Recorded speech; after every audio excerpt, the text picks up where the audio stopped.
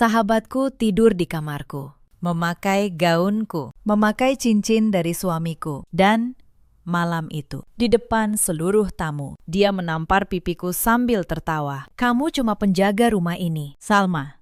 Aku yang akan jadi nyonyanya. Suamiku hanya diam. Mertuaku ikut tersenyum. Mereka semua mengira saya perempuan lemah yang tidak punya apa-apa. Mereka tidak tahu satu hal kecil. Rumah yang mereka rebut ini, akta tanahnya tertulis atas nama saya sendiri. Dan saya tahu persis cara menggunakannya. Halo, sahabat cerita. Selamat datang kembali di kanal ini. Sebelum kita mulai, tuliskan dari kota mana kalian menonton di kolom komentar. Jangan lupa like dan subscribe supaya kami terus semangat menghadirkan kisah-kisah seperti ini. Sekarang, duduklah yang nyaman.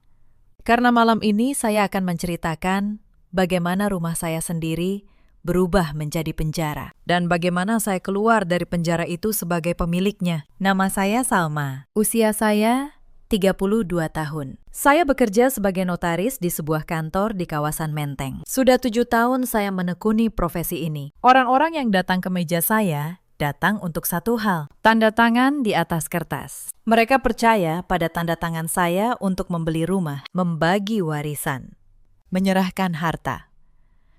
Saya tahu betul betapa berharganya sebuah dokumen. Saya tahu kertas bisa lebih tajam daripada pisau. Tapi di rumah tidak ada yang tahu itu. Di rumah saya hanya Salma, istri yang menyiapkan kopi, istri yang menyetrika kemeja, istri yang menunduk ketika dibentak. Suami saya bernama Randy, usianya 38 tahun. Ia bekerja sebagai manajer penjualan di sebuah perusahaan distribusi. Dulu, Randy adalah lelaki yang lembut. Ia yang dulu menggenggam tangan saya dan berjanji akan menjaga saya seumur hidup. Tapi janji itu menguap entah kemana sejak ia naik jabatan 3 tahun lalu. Sejak gajinya naik, suaranya ikut naik.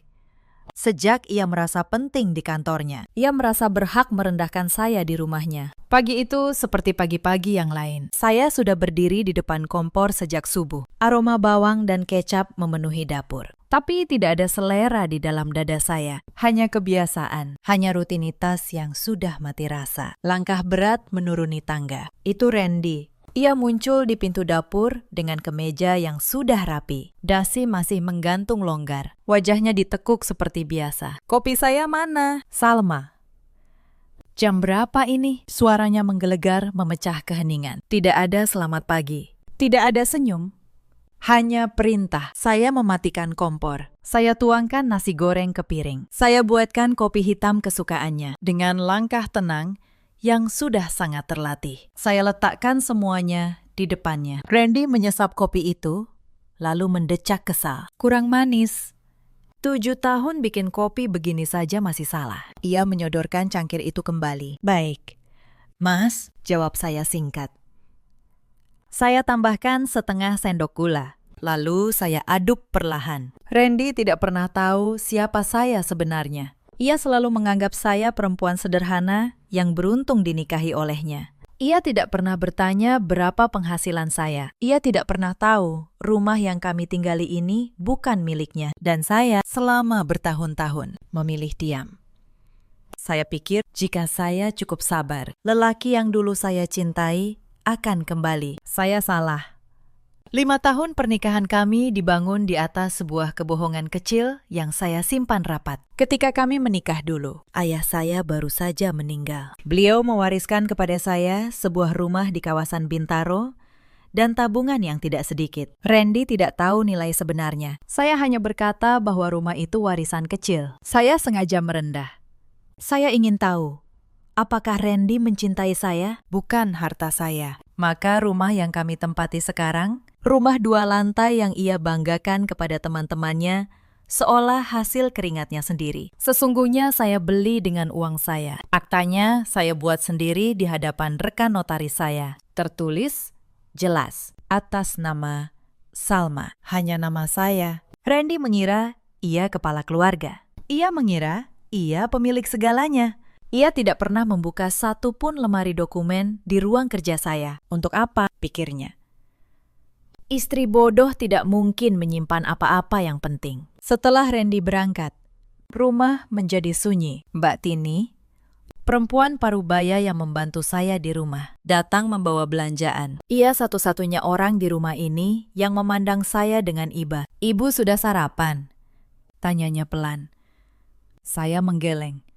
Saya tidak pernah punya selera makan di pagi hari. Hanya kopi, hanya pikiran yang terus berputar. Hari itu, ada satu hal yang membuat dada saya terasa aneh. Saat membersihkan kamar, saya menemukan sehelai rambut panjang di bantal Randy. Rambut yang bukan milik saya. Saya menatapnya lama. Lalu saya buang. Saya berkata pada diri sendiri, mungkin saya hanya berpikir terlalu jauh. Tapi hati seorang istri jarang sekali salah. Sore itu, Randy pulang membawa kabar. Ia berkata, sahabat lama saya akan menginap di rumah kami beberapa hari. Vira, katanya. Dia teman kuliahmu, kan? Dia baru pindah ke Jakarta dan belum punya tempat tinggal. Wira. Nama itu menghantam saya seperti gelombang dingin. Vira memang sahabat saya sejak kuliah. Perempuan yang dulu paling dekat dengan saya. Yang tahu rahasia-rahasia kecil saya. Yang pernah menangis di pundak saya saat patah hati. Kenapa Randy yang mengabari? Kenapa bukan Vira sendiri? Dia akan datang besok. Lanjut Randy tanpa menatap saya. Siapkan kamar yang bagus untuknya. Lalu ia naik ke atas. Meninggalkan saya berdiri di ruang tamu dengan firasat yang semakin pekat. Malam itu, saya sulit tidur. Saya menatap langit-langit kamar. Dan untuk pertama kalinya, dalam waktu yang lama, saya merasakan sesuatu yang dingin merayap di tengkuk saya. Tapi saya belum tahu apa yang sudah menunggu saya esok hari. Besoknya, Vira datang. Ia turun dari taksi dengan koper besar dan senyum yang sama seperti dulu. Kami berpelukan. Untuk sesaat, saya merasa lega. Mungkin saya memang berpikir terlalu jauh, batin saya. Mungkin Vira hanya butuh tempat berteduh sementara. Saya menyambutnya hangat. Saya menyiapkan kamar tamu terbaik. Saya memasak makanan kesukaannya yang masih saya ingat dari masa kuliah. Tapi ada yang berbeda dari Vira. Pakaiannya jauh lebih mahal dari yang saya ingat. Tasnya bermerek. Jari-jarinya penuh perhiasan. Dan caranya menatap rumah saya, menatap perabotannya, menatap Randy yang baru pulang kerja. Ada sesuatu yang membuat perut saya mengencang. Bukan tatapan seorang tamu, tatapan seseorang yang sedang menilai apa yang akan segera menjadi miliknya. Malam pertama Vira di rumah kami berjalan seolah biasa. Tapi saya melihat hal-hal kecil. Cara Randy tersenyum kepadanya. Senyum yang sudah lama tidak pernah ia berikan kepada saya. Cara Vira tertawa terlalu keras pada lelucon suami saya. Cara tangan mereka tidak sengaja bersentuhan di meja makan. Lalu keduanya sama-sama pura-pura tidak terjadi apa-apa. Saya menatap piring saya dalam diam. Saya makan perlahan. Dan di dalam kepala saya, satu suara kecil mulai berbisik. Sesuatu sedang tidak beres di rumah ini. Tapi malam itu, mereka tidak tahu bahwa perempuan yang mereka anggap bodoh sedang mulai membuka matanya. Hari-hari berikutnya, sesuatu mulai bergeser di rumah saya. Vira, yang katanya hanya menginap beberapa hari, ternyata tidak menunjukkan tanda-tanda akan pergi. Kopernya tetap di kamar tamu. Lalu, sedikit demi sedikit, barang-barangnya mulai menyebar ke seluruh rumah. Botol parfumnya di meja rias saya, sandalnya di depan kamar saya. Bahkan, suatu pagi, saya menemukan cangkir kesayangan saya sudah dipakai olehnya. Saya mencoba bersikap dewasa. Saya pikir, ia sahabat saya.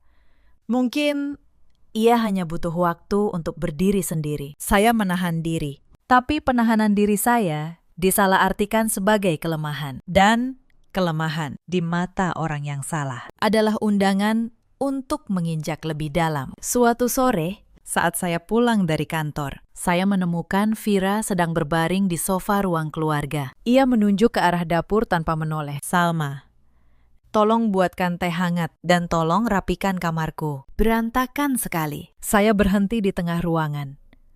Vira, aku baru pulang kerja. Ia tertawa kecil. Memangnya kerja apa sih? Notaris kecil-kecilan. Aku tamu di sini. Sopan sedikit pada tamu. Dong.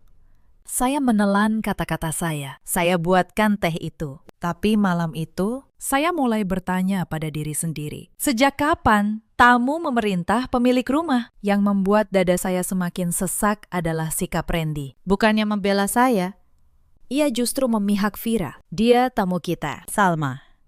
Layani dengan baik. Jangan bikin malu. Saya menatap suami saya. Lelaki yang dulu berjanji menjaga saya, kini menyuruh saya melayani perempuan lain di rumah saya sendiri. Tapi saya belum berkata apa-apa. Saya hanya menyimpan setiap kalimat itu di dalam hati. Seperti seorang notaris menyimpan dokumen. Rapi, tersusun, siap dibuka pada waktunya. Beberapa hari kemudian, ibu mertua saya datang, Bu Yati, 60 tahun. Perempuan yang sejak awal tidak pernah menyukai saya. Kedatangannya selalu membawa badai. Ia masuk ke rumah, melihat Vira. Lalu tersenyum lebar, seolah bertemu menantu idamannya. Nah, ini baru perempuan yang pantas mendampingi anak saya, katanya sambil melirik saya. Saya berdiri di dapur, memegang nampan. Mendengar setiap kata yang menusuk itu. Malam itu, saat makan malam, Bu Yati mengeluh nasinya sudah dingin. Saya minta maaf dan bergegas menghangatkannya. Tapi sebelum saya sampai ke dapur, ia menarik tangan saya. Perempuan macam apa yang menyajikan nasi dingin untuk ibu mertuanya? Lalu, tangannya terangkat dan menampar pipi saya. Suara tamparan itu memecah keheningan ruang makan. Saya terdiam. Pipi saya panas. Tapi yang lebih panas adalah melihat Randy yang hanya menunduk menatap piringnya dan Vira yang menutup mulutnya, menahan tawa. Malam itu, saya tidur dengan pipi yang masih perih. Tapi saya tidak menangis. Air mata sudah lama saya simpan untuk hal yang lebih berharga. Keesokan paginya, saya membuka aplikasi mobile banking di ponsel saya. Bukan rekening pribadi saya, melainkan rekening bersama yang kami gunakan untuk kebutuhan rumah tangga. Dan jantung saya berhenti sejenak. Ada penarikan besar, 25 juta rupiah. Keterangannya, pembelian di sebuah butik perhiasan ternama. Saya tidak pernah membeli perhiasan. Saya tahu persis untuk siapa cincin itu. Saya menutup ponsel saya perlahan. Saya tarik napas dalam-dalam. Lalu saya kembali memasak sarapan, seolah tidak terjadi apa-apa. Tapi di dalam kepala saya, satu lembar dokumen baru tersusun rapi. Bukti pertama, malam itu, saya tidak bisa tidur. Saya mendengar suara-suara pelan dari kamar tamu. Tawa kecil. Bisikan, saya berdiri di lorong, di depan pintu yang setengah terbuka, dan saya melihat sesuatu yang sebenarnya sudah lama saya tahu. Namun belum berani saya akui. Randy ada di dalam kamar Vira. Mereka berpelukan, suami saya dan sahabat saya, di dalam rumah yang saya beli dengan uang warisan ayah saya. Saya tidak menjerit, saya tidak mendobrak pintu. Saya hanya berdiri di sana sejenak, lalu berbalik dan kembali ke kamar saya. Saya duduk di tepi ranjang, dan untuk pertama kalinya, dalam waktu yang sangat lama, saya tersenyum. Bukan senyum bahagia, senyum seorang notaris yang baru saja menemukan kesalahan fatal dalam dokumen lawan. Sejak malam itu, saya berubah. Bukan di luar, di luar. Saya tetap Salma yang menunduk, yang melayani, yang diam. Tapi di dalam, saya mulai bekerja. Saya mulai mengumpulkan setiap struk, setiap mutasi rekening, setiap pesan yang tidak sengaja terlihat di layar ponsel Randy yang ia tinggalkan sembarangan. Saya memotret semuanya. Saya simpan di tempat yang tidak akan pernah mereka duga. Mereka pikir saya buta. Mereka pikir saya tuli. Padahal saya hanya sedang membaca setiap kesalahan yang mereka tinggalkan dengan begitu ceroboh. Suatu hari, Vira semakin berani. Ia memanggil saya ke ruang tamu, di hadapan Randy dan Bu Yati. Salma, katanya dengan nada manis yang menjijikan. Aku rasa sudah waktunya kita semua jujur. Aku dan Randy saling mencintai. Sudah lama, bahkan sebelum kalian menikah. Saya menatapnya. Ruangan menjadi hening. Jadi kupikir lebih baik kamu yang mengalah. Pergi dari rumah ini baik-baik. Aku yang akan menjadi nyonya rumah ini. Bu Yati mengangguk setuju. Randy diam. Tapi diamnya adalah persetujuan. Saya berdiri tegak. Saya tidak menjawab. Saya hanya berkata pelan. Rumah ini punya pemiliknya, Wira. Dan pemiliknya belum mengizinkanmu tinggal selamanya. Lalu, saya berbalik pergi. Mereka mengira itu gertakan kosong. Mereka tidak tahu kalimat itu adalah peringatan pertama. Keesokan harinya, kejadian yang lebih memalukan menimpa saya. Vira mengadakan acara kecil di rumah, mengundang beberapa temannya. Ia memperkenalkan saya kepada mereka bukan sebagai pemilik rumah, melainkan sebagai pembantu. Ini Salma, katanya sambil tertawa. Dia yang mengurus rumah ini. Pintar memasak. Kok? Coba saja kalian minta dibuatkan sesuatu. Teman-temannya menatap saya dengan pandangan meremehkan. Salah satu dari mereka benar-benar menyuruh saya membawakan minuman. Seolah saya memang pelayan, saya membawakannya dengan senyum tipis. Karena di dalam kepala saya sedang menghitung. Menghitung berapa lama lagi sampai semua wajah sombong itu berubah menjadi pucak pasi. Malam itu, setelah para tamu pulang, saya mendengar Vira dan Randy berbicara di ruang keluarga. Mereka tidak tahu saya berdiri di balik tangga. Sebentar lagi, rumah ini jadi milik kita, kata Vira. Tinggal usir perempuan bodoh itu. Beres. Randy menjawab. Sabar.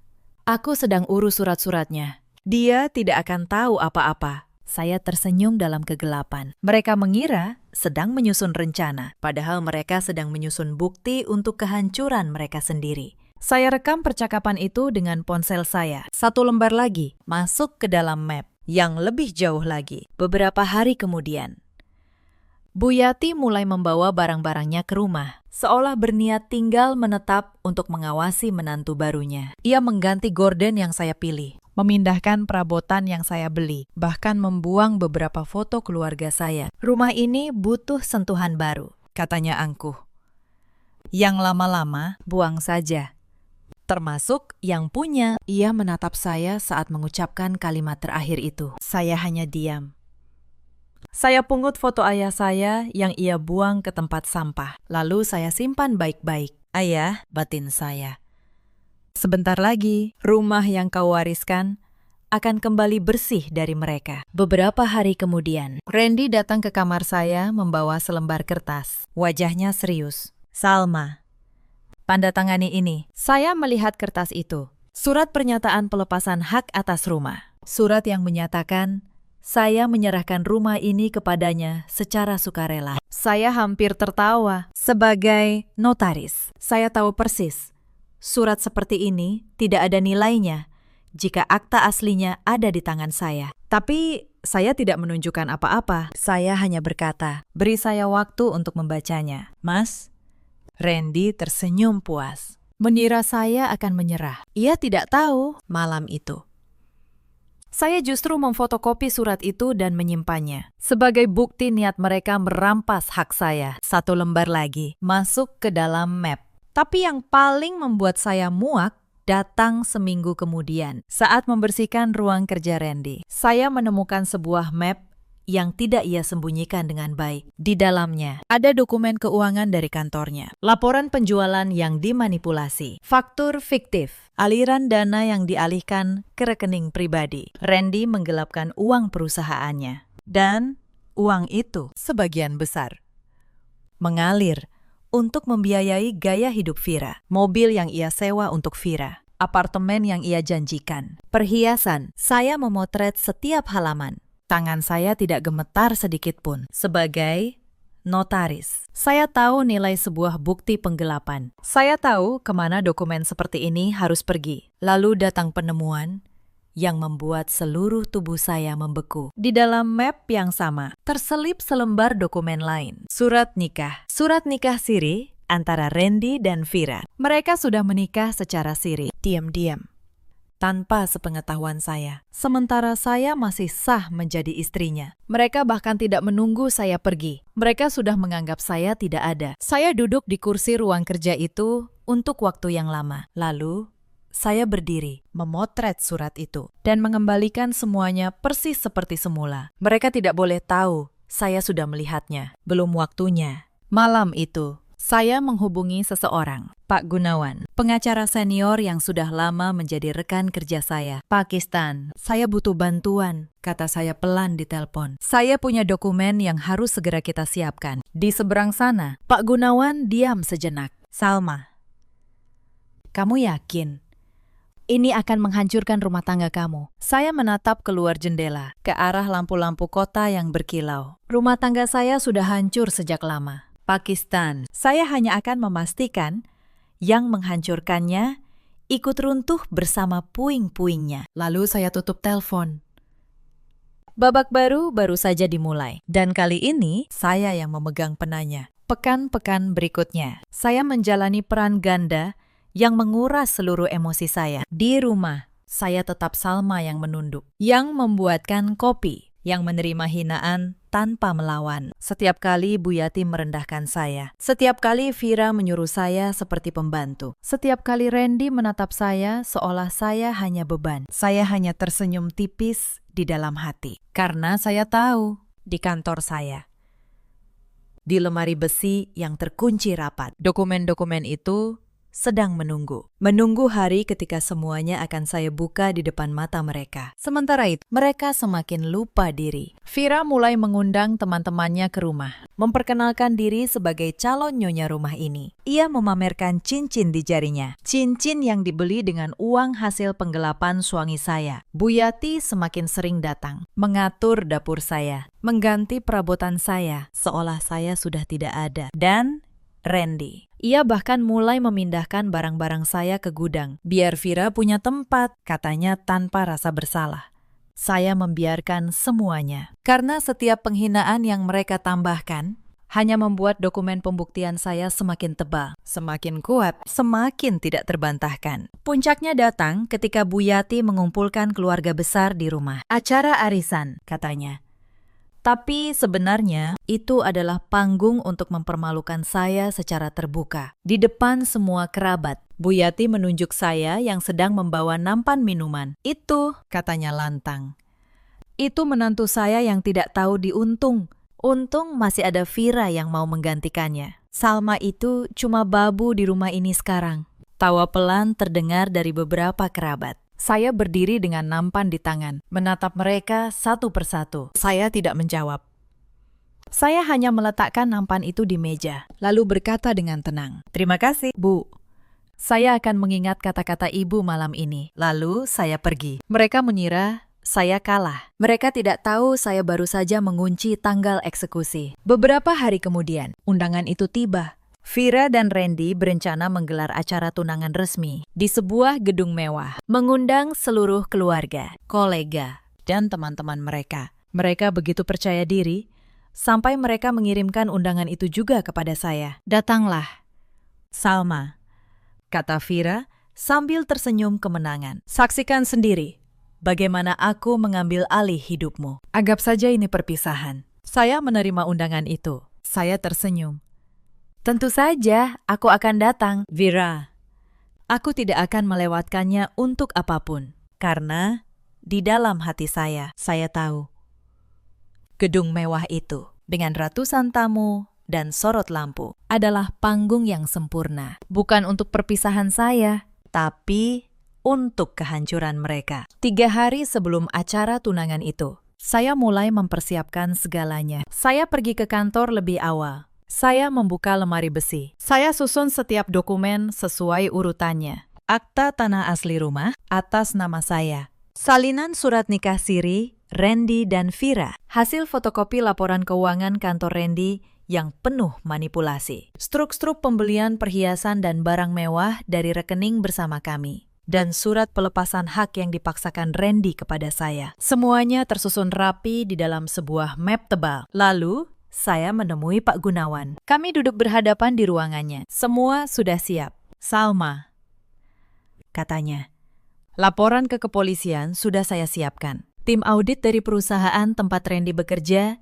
juga sudah saya hubungi diam-diam melalui kenalan saya di sana. Mereka sudah lama curiga ada kebocoran dana. Bukti yang kamu kumpulkan ini melengkapi semuanya." Ia menatap saya. "Kamu yakin ingin melakukannya di tempat umum?" Saya mengangguk.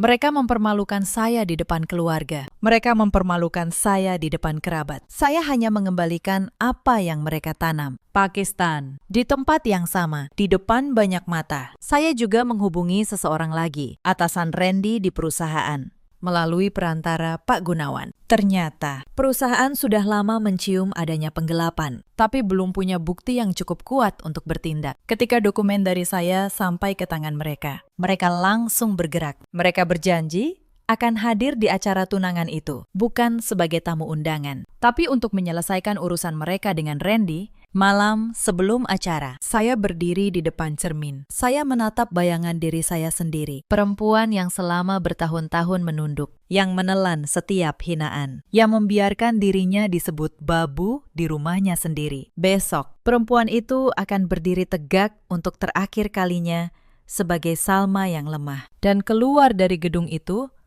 sebagai Salma yang sesungguhnya. Saya tidur nyenyak malam itu. Untuk pertama kalinya dalam waktu yang sangat lama, saya tidur tanpa beban. Hari acara tiba.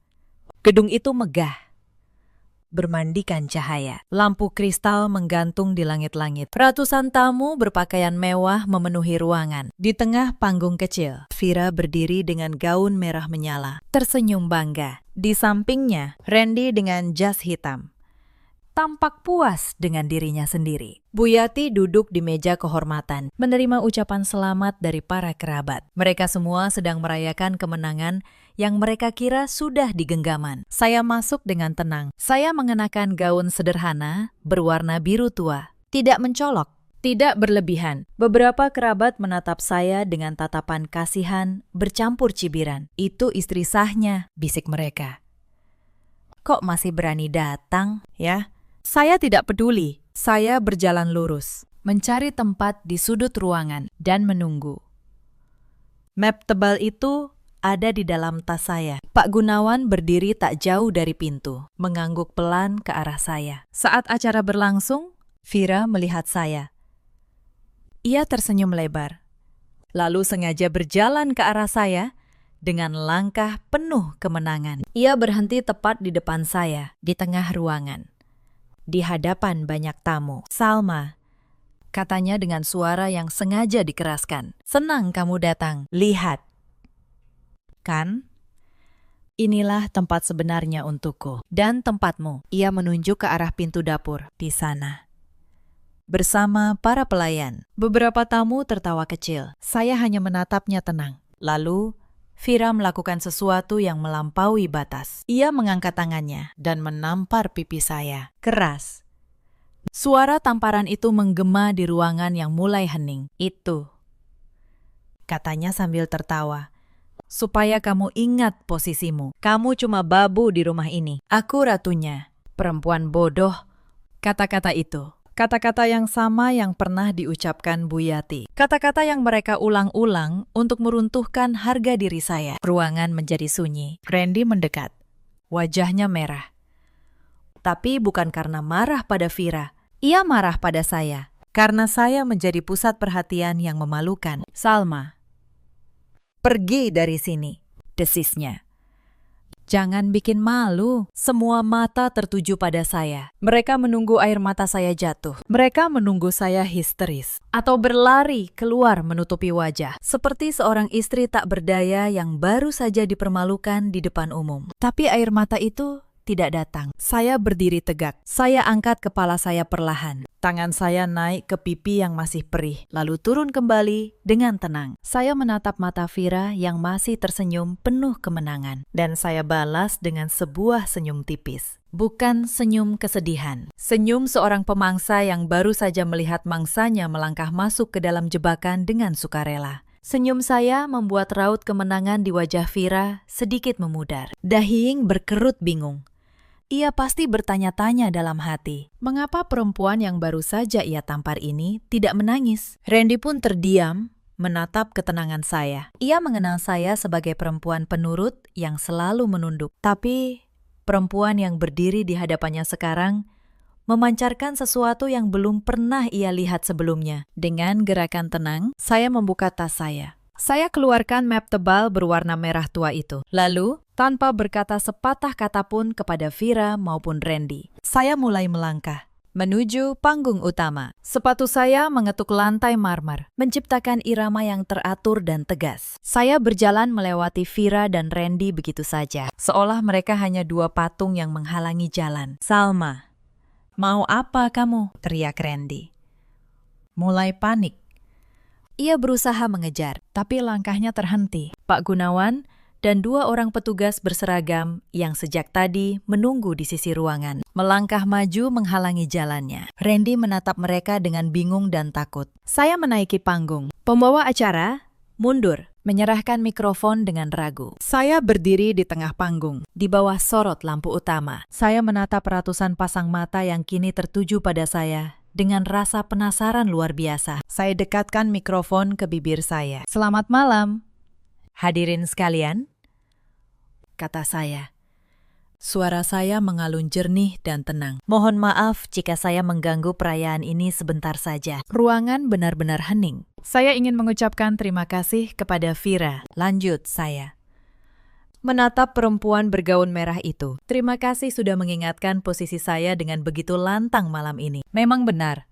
Di rumah, saya adalah istri yang melayani suaminya. Saya menyetrika baju, menyiapkan kopi setiap pagi, dan menerima setiap hinaan tanpa melawan. Saya berhenti sejenak.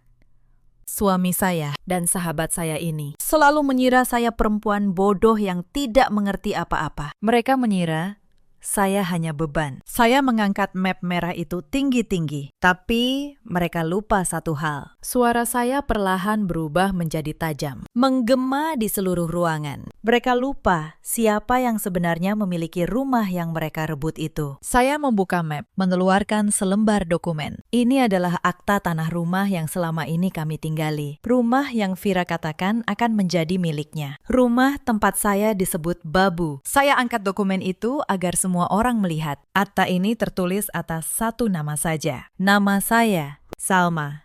Rumah itu saya beli dengan uang warisan ayah saya bertahun-tahun yang lalu. Randy tidak pernah memiliki sejengkal pun dari tanah itu. Suara napas tertahan terdengar dari kerumunan. Wajah Vira mulai memucat. Randy terhuyung mundur. Itu artinya, lanjut saya, perempuan yang kalian usir dari rumahnya sendiri, perempuan yang kalian suruh tidur di gudang, adalah satu-satunya pemilik sah rumah itu. Dan mulai malam ini, izin tinggal Vira di rumah saya. Resmi, saya cabut. Vira membeku. Mulutnya terbuka, tapi tidak ada kata yang keluar. Tapi saya belum selesai. Saya keluarkan dokumen kedua. Dan ini, kata saya, adalah surat nikah siri antara suami saya, Randy, dan perempuan ini, Vira.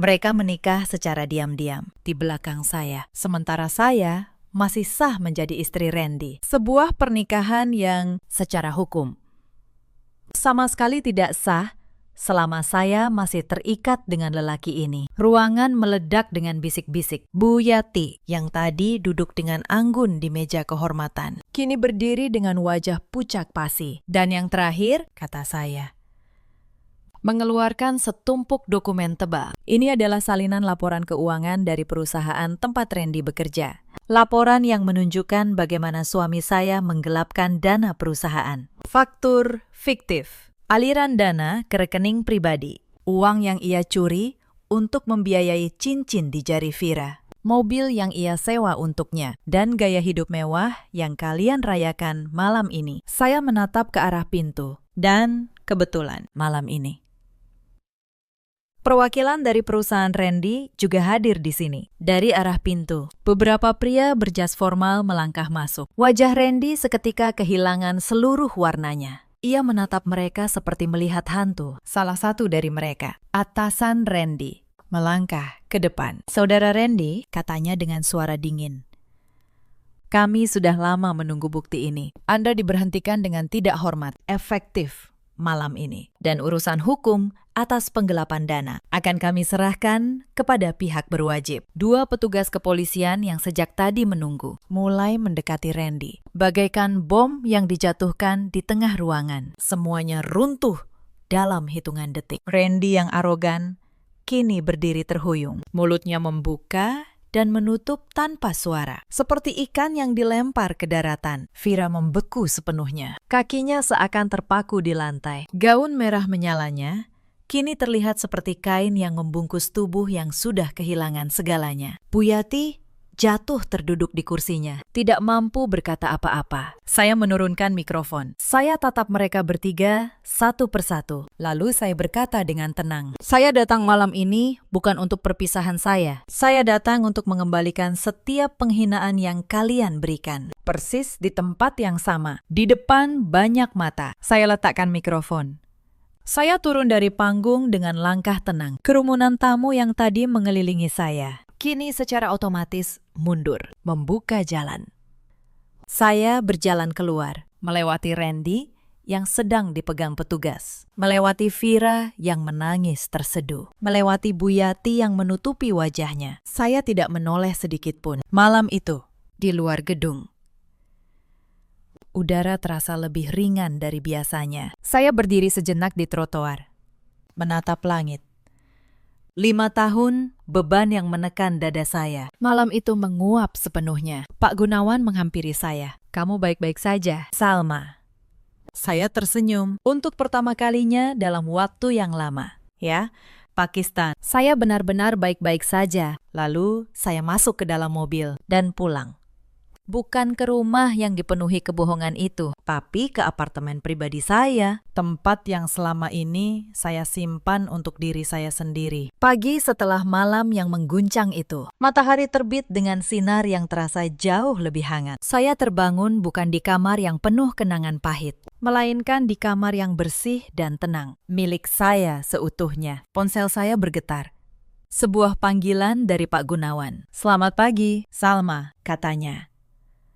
Saya ingin melaporkan perkembangan situasinya. Saya menuangkan kopi hitam ke dalam cangkir, lalu berkata, "Ceritakan, Pakistan. Saya ingin mendengar semuanya." Pak Gunawan mulai bercerita. "Tadi malam, setelah saya meninggalkan gedung, Randy langsung dibawa oleh pihak kepolisian untuk dimintai keterangan terkait penggelapan dana, berkas bukti audit, faktur fiktif, dan mutasi rekening yang saya kumpulkan. Semuanya sudah diserahkan kepada penyidik. Pagi itu juga, surat penyitaan aset telah dikeluarkan. Lalu, bagaimana reaksi mereka?" "Pakistan," tanya saya sambil menyesap kopi. "Sangat berantakan, Salma," jawab Pak Gunawan dengan nada geli. Di ruang pemeriksaan, Randy dan Vira saling menyalahkan. Randy menuduh Vira yang memaksanya menggelapkan dana, sementara Vira menangis histeris, menuduh Randy yang merencanakan semuanya, dan mengklaim dirinya hanya korban. Mereka saling menyerang untuk menyelamatkan diri masing-masing. Tapi dengan bukti dokumen yang kita miliki, bantahan mereka sama sekali tidak berguna. Saya meletakkan cangkir saya perlahan. "Lanjutkan proses hukumnya, Pakistan. Jangan sisakan 1 rupiah pun hasil curian mereka." Dan begitulah, roda keadilan mulai berputar tanpa ampun. Dalam waktu kurang dari 2 hari, kerajaan palsu yang dibangun Randy runtuh rata dengan tanah. Mobil mewah yang ia sewa dan ia banggakan kepada teman-temannya ditarik kembali. Rekening pribadinya dibekukan untuk proses pengembalian kerugian perusahaan. Jabatan yang membuatnya begitu sombong hilang dalam semalam. Nama Randy masuk ke dalam daftar hitam di seluruh industri tempatnya pernah bekerja. Yang paling menyakitkan bagi Randy adalah ketika ia akhirnya dibebaskan sementara sambil menunggu persidangan, dan ia kembali ke rumah yang selama ini ia kira miliknya. Ia menemukan rumah itu sudah kosong. Saya telah memerintahkan Mbak Tini dan beberapa orang untuk mengangkut semua barang milik saya. Dan sebagai pemilik sah rumah itu, saya mengubah seluruh kunci. Randy berdiri di depan pintu rumah yang dulu ia banggakan. Dengan kunci lama yang tidak lagi bisa membuka apapun, ia menggedor pintu. Tapi tidak ada yang menjawab. Rumah itu, yang selama ini ia kira hasil keringatnya, ternyata tidak pernah menjadi miliknya sama sekali. Dalam keputusasaannya, Randy mencari Vira, satu-satunya orang yang ia kira masih berada di pihaknya. Ia datang ke apartemen yang dulu ia sewakan untuk perempuan itu, dengan harapan akan disambut pelukan hangat. Tapi karma tidak menunggu lama. Saat Randy tiba, apartemen itu sedang dikosongkan. Semua barang mewah Vira, tas, sepatu, perhiasan, semuanya disita sebagai barang bukti pencucian uang. Apartemen itu sendiri juga disita karena biaya sewanya dibayar dengan aliran dana hasil penggelapan. Vira membuka pintu dengan wajah yang sudah berbeda jauh dari perempuan arogan bergaun merah malam itu. Matanya bengkak, rambutnya berantakan. Vaira, kata Randy memohon. Rumahku dikunci, mobilku disita. Aku tidak punya apa-apa lagi. Kita harus bagaimana sekarang? Vira menatapnya dengan tatapan penuh kebencian dan rasa jijik. Ia tidak lagi melihat seorang manajer yang berkuasa. Ia hanya melihat seorang pria miskin yang menyeretnya ke dalam lubang kehancuran. Mundur dari hadapanku, desis Vira sambil mendorong dada Randy. Tidak ada kita lagi. Gara-gara kamu, gara-gara istrimu yang ternyata seorang notaris itu. Hidupku hancur. Namaku masuk daftar hitam. Aku dikejar penagih utang. Randy menatapnya tidak percaya. Tapi kamu bilang kamu mencintaiku. Kamu bilang kita akan menikah dan membangun hidup baru. Aku melakukan semua ini untukmu. Vira tertawa. Tawa yang sumbang dan putus asa. Cinta. Kamu pikir aku mau dengan lelaki membosankan sepertimu? Kalau bukan karena uang dan jabatanmu, aku perempuan berkelas. Randy, aku butuh gaya hidup mewah. Sekarang kamu cuma pengangguran miskin yang sebentar lagi masuk penjara. Pergi dari sini dan jangan pernah mencariku lagi. Lalu, Vira membanting pintu, meninggalkan Randy sendirian di lorong yang dingin. Hari itu, Randy akhirnya menyadari betapa bodohnya ia telah menukar sebuah berlian asli demi sebutir kerikil palsu yang hanya berkilau jika disorot dengan uang curian. Kehancuran Vira sendiri tidak kalah menyedihkan. Skandal penggelapan dan perselingkuhannya menyebar dengan cepat. Tidak ada satupun perusahaan yang mau mempekerjakannya. Para penagih utang mulai memburunya. Karena gaya hidup mewah yang selama ini ia pamerkan, ternyata sebagian besar dibiayai dengan utang berbunga tinggi. Ketika sumber uang dari Randy terputus, Vira tenggelam dalam tumpukan utang yang tidak mampu ia bayar. Seminggu setelah malam itu, saya sedang duduk di ruang kerja saya di kantor notaris. Ketika resepsionis menelpon, Bu Salma, ada seorang perempuan bernama Vira yang ingin bertemu. Dia menangis di lobi, memohon untuk bertemu ibu. Saya terdiam sejenak. Lalu saya berkata, persilakan dia masuk. Beberapa menit kemudian, pintu ruangan saya terbuka. Vira melangkah masuk. Pemandangan yang sungguh bertolak belakang dengan perempuan arogan bergaun merah yang menampar saya minggu lalu. Vira kini mengenakan kaos pudar dan celana usang. Wajah cantiknya kuyu tanpa riasan, dengan kantung mata yang tebal. Tubuhnya tampak lebih kurus. Keangkuhannya telah lenyap sepenuhnya. Begitu melihat saya duduk di kursi kerja, Vira langsung menjatuhkan dirinya ke lantai. Ia menangis terseduh-seduh. Salma, maafkan aku, isaknya. Aku salah, aku hilaf. Tolong bantu aku. Kamu sahabatku dulu. Kita pernah dekat. Tolong. Aku tidak punya siapa-siapa lagi. Saya menatapnya dari kursi saya. Perempuan yang dulu paling dekat dengan saya. Yang tahu rahasia-rahasia saya. Yang pernah saya percaya sepenuhnya. Perempuan yang kemudian tidur dengan suami saya. Menampar saya. Dan menyebut saya babu di rumah saya sendiri. Saya berdiri dan berjalan mendekatinya. Vaira, kata saya dengan tenang. Kamu benar, kita pernah bersahabat. Aku pernah mempercayaimu sepenuhnya. Dan justru karena itulah, apa yang kamu lakukan jauh lebih menyakitkan daripada apapun yang dilakukan Randy. Vira menunduk. Air matanya jatuh ke lantai. Aku tidak akan membalas kebencian dengan kebencian, tapi aku juga tidak akan menyelamatkanmu dari konsekuensi yang kamu pilih sendiri. Kamu menanam, sekarang kamu menuai. Itu bukan kejahatanku, itu hukum yang kamu lupakan. Lalu saya memanggil petugas keamanan, antar dia keluar dengan baik. Tapi jangan izinkan dia kembali. Vira diseret keluar sambil masih menangis. Pintu tertutup dan saya kembali ke meja saya. Menatap dokumen-dokumen di hadapan saya. Tidak ada penyesalan dalam hati saya. Karena saya tahu, pengkhianatan yang dibalas dengan air mata hanya membuat pelakunya merasa menang. Tapi Pengkhianatan yang dibalas dengan keadilan membuat mereka tidak akan pernah berani berdiri tegak lagi. Bulan-bulan berikutnya, hidup saya berubah sepenuhnya. Persidangan Randy berjalan. Ia dinyatakan bersalah atas penggelapan dana dan dijatuhi hukuman penjara. Ditambah kewajiban mengembalikan seluruh kerugian perusahaan. Pernikahan siri yang ia lakukan dengan Vira dinyatakan tidak sah secara hukum. Status saya sebagai istri sah memberi saya hak penuh untuk mengajukan perceraian. Yang saya lakukan tanpa keraguan sedikit pun. Bu Yati, yang dulu begitu angkuh, kini tidak lagi punya muka untuk menampakkan diri di hadapan keluarga besarnya. Anak kebanggaannya menjadi narapidana. Menantu idamannya menjadi buronan utang. Dan menantu yang dulu ia sebut Babu ternyata adalah perempuan yang memiliki segalanya. Saya kembali fokus pada pekerjaan saya. Saya membangun kembali hidup saya, batu demi batu, di atas fondasi yang sepenuhnya milik saya sendiri. Rumah di Bintaro itu saya renovasi, dan saya tinggali kembali dengan damai. Mbak Tini tetap bersama saya, dan untuk pertama kalinya, rumah itu dipenuhi dengan ketenangan, bukan ketakutan.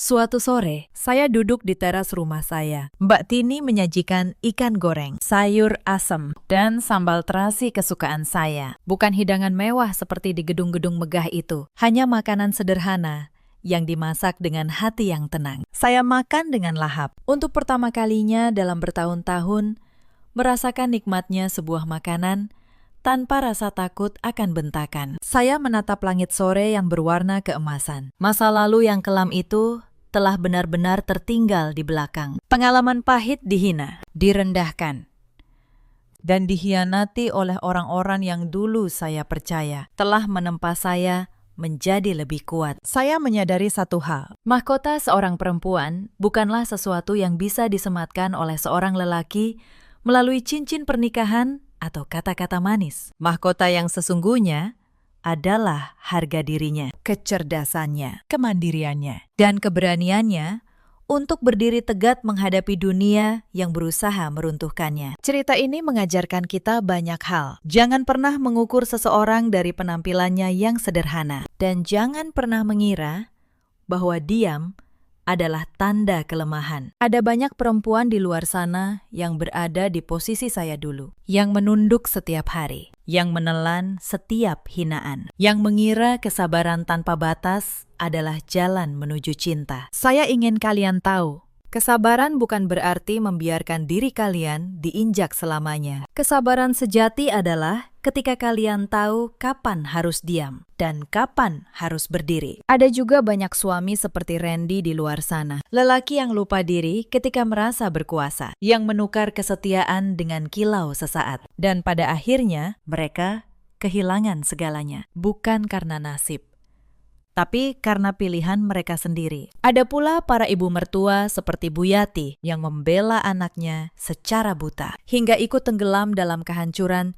yang mereka pelihara sendiri. Dalam hidup, kita semua punya pilihan. Kita bisa memilih untuk menjadi korban selamanya, atau bangkit dan menulis ulang akhir cerita kita sendiri. Saya memilih untuk bangkit, dan dari atas, saya berjanji pada diri saya sendiri, tidak akan ada lagi satu orang pun yang berani merendahkan nama saya. Saya bukan lagi babu yang bisa diperintah, bukan lagi istri yang bisa dibuang. Saya adalah ratu di kerajaan saya sendiri, pemilik tunggal atas takdir yang saya tulis dengan tangan saya sendiri. Jika kalian pernah berada di posisi seperti saya, atau sedang berjuang untuk bangkit dari keterpurukan, ceritakan kisah kalian di kolom komentar. Kita saling menguatkan di sini. Terima kasih sudah menemani sampai akhir cerita ini. Di tengah acara 100 hari wafatnya ayah mertua saya, di ruang keluarga yang penuh karangan bunga, suami saya berdiri dan mengumumkan sesuatu yang membuat seluruh tamu terdiam. Mulai hari ini, Anindya bukan bagian dari keluarga ini lagi, kata Reza. Dingin, di depan semua kerabat.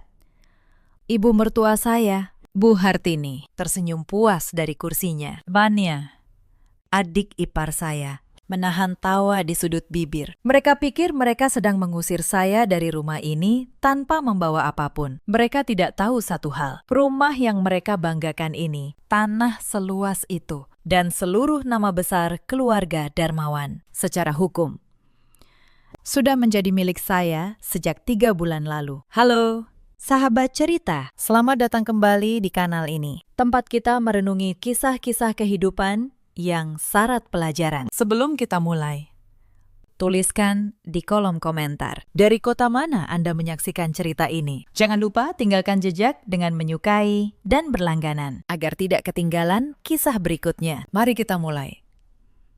Malam itu, hujan turun perlahan di kawasan Menteng. Lampu-lampu kristal di rumah besar keluarga Darmawan menyala terang, memantul di lantai marmer yang dingin. Aroma melati dari karangan bunga duka masih tercium di setiap sudut. Hari itu, acara 100 hari wafatnya Pak Darmawan, ayah mertua saya. Nama saya Anindya, 34 tahun. Bekerja sebagai notaris di sebuah kantor di kawasan Sudirman. Sudah 8 tahun saya menjadi istri Reza, putra sulung keluarga ini. Selama itu, saya kira kesabaran bisa membeli tempat di hati mereka. Saya keliru. Saya berjalan di antara para tamu, membawa nampan berisi teh hangat, menyapa paman, menuang minuman untuk bibi, memastikan setiap orang merasa dihormati. Sudah 8 tahun saya melakukan ini, tanpa pernah benar-benar dianggap. Di kursi utama, Bu Hartini duduk seperti ratu, kebayanya berkilau. Jemarinya penuh cincin emas. Tatapannya menyapu ruangan dengan rasa memiliki yang seakan tak terbantahkan.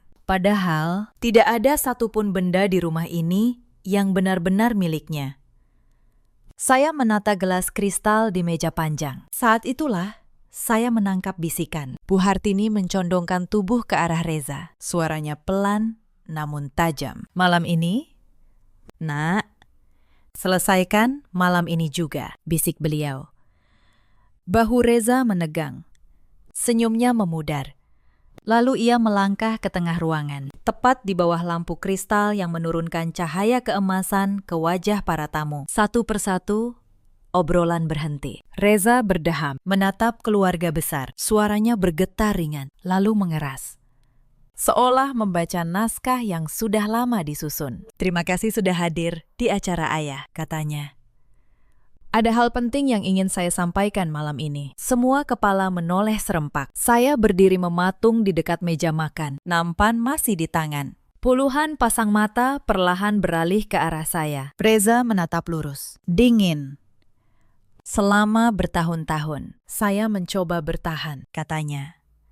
Setiap kata seperti palu, tapi keluarga ini butuh ketenangan. Dan Anindya sudah tidak cocok lagi berada di sini. Ucapan itu memantul ke dinding marmer. Beberapa sepupu saling pandang. Seorang bibi menutup mulut, ragu antara iba dan ingin tahu. Di hadapan kalian semua, Reza melanjutkan. Mulai hari ini, saya nyatakan hubungan kami selesai. Anindya bukan bagian dari keluarga Darmawan lagi. Hening jatuh seperti tirai tebal. Lalu meledaklah tawa Bu Hartini, keras dan panjang, memenuhi ruangan seperti genderang perang. Akhirnya, kata beliau, sambil menunjuk saya dengan sorot mata penuh kemenangan, pergilah. Jangan bawa apapun. Semua yang menempel di tubuhmu pun dibeli dengan uang keluarga ini. Vanya, adik ipar saya, ikut tertawa kecil dari sudut ruangan. Kasihan, ya, gumamnya. Cukup keras untuk saya dengar. Sudah 8 tahun numpang. Sekarang pulang dengan tangan kosong. Saya menatap mereka satu persatu. Dada saya terasa sesak. Tetapi entah dari mana, kaki saya tetap tegak. Saya tidak menangis. Saya tidak memohon. Saya hanya meletakkan nampan itu pelan-pelan di atas meja, lalu berkata dengan suara yang sangat tenang. Baik, saya akan pergi malam ini juga. Bu Hartini terkejut sebentar. Mungkin beliau mengharapkan saya berlutut, menangis, memohon ampun seperti dulu-dulu. Tapi kali ini berbeda. Kali ini, saya sudah tahu sesuatu yang mereka tidak tahu. Saya berbalik, mengambil tas kecil saya, dan melangkah keluar dari pintu utama. Hujan menyambut wajah saya, dingin, tapi terasa membebaskan. Di belakang saya, tawa masih terdengar. Mereka merayakan kemenangan yang sebenarnya adalah awal dari kehancuran mereka sendiri. Mereka tidak tahu, di dalam tas kecil yang saya bawa ada sebuah map coklat tua. Dan di dalam map itu tersimpan satu dokumen yang akan mengubah segalanya. Untuk memahami malam itu, saya harus membawa Anda kembali ke 8 tahun lalu. Saya menikahi Reza ketika usia saya 26 tahun. Saat itu, saya baru saja lulus ujian dan menjadi notaris muda. Reza tampan, percaya diri, putra sulung pengusaha properti terkenal. Banyak orang bilang saya beruntung. Tapi sejak hari pertama menginjak rumah ini, saya tahu saya tidak pernah benar-benar diterima. Bu Hartini menyambut saya dengan tatapan menilai. Notaris, tanyanya waktu itu, sambil tersenyum tipis. Pekerjaan begitu untuk apa? Istri Reza tidak perlu bekerja, cukup di rumah urus suami. Saya hanya tersenyum. Saya kira dengan waktu beliau akan melihat saya sebagai keluarga. Saya keliru.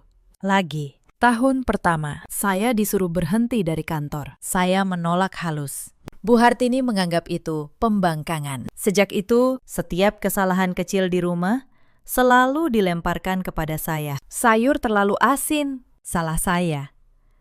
Tamu datang tanpa pemberitahuan, salah saya karena tidak siap. Reza pulang larut, salah saya karena tidak membuatnya betah di rumah. Dan Reza, suami yang dulu berjanji melindungi saya, perlahan berubah menjadi anak kecil yang patuh pada ibunya. Setiap kali saya mengadu, jawabannya selalu sama. Sudahlah, Amin. Mama sudah tua, mengalah saja. Mengalah. Kata itu menjadi makanan saya sehari-hari selama 8 tahun. Saya masih ingat tahun ketiga pernikahan kami. Saya keguguran anak pertama kami. Tubuh saya lemah, hati saya hancur. Tapi alih-alih menghibur, Bu Hartini malah berkata di depan saya, mungkin memang tidak ditakdirkan. Perempuan yang terlalu sibuk bekerja memang susah punya anak. Reza, yang seharusnya berdiri di sisi saya, hanya diam. Ia tidak membantah ibunya. Ia bahkan tidak menggenggam tangan saya. Malam itu, saya menangis sendirian di kamar. Sementara dari ruang tamu terdengar tawa keluarga yang membicarakan hal lain. Seolah kehilangan saya tidak berarti apa-apa. Saya juga ingat hari ulang tahun saya yang ke-30. Saya berharap untuk sekali saja mereka mengingat. Tapi hari itu lewat begitu saja, tanpa ucapan, tanpa kue. Yang ada, justru Bu Hartini yang menyuruh saya memasak untuk 12 tamu arisannya, lalu mengkritik masakan saya di depan semua orang. Begini saja tidak becus, kata beliau sambil tertawa.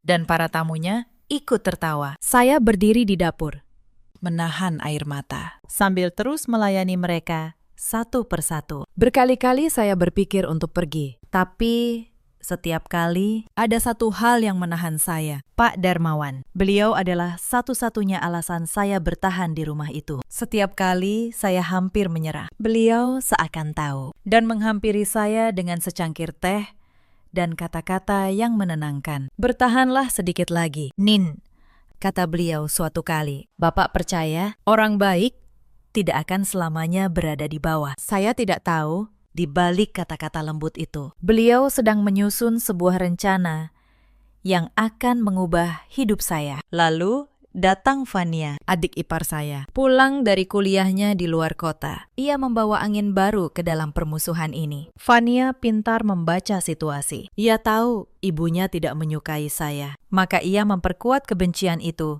demi posisinya sendiri. Mbak Anin pelit, ya.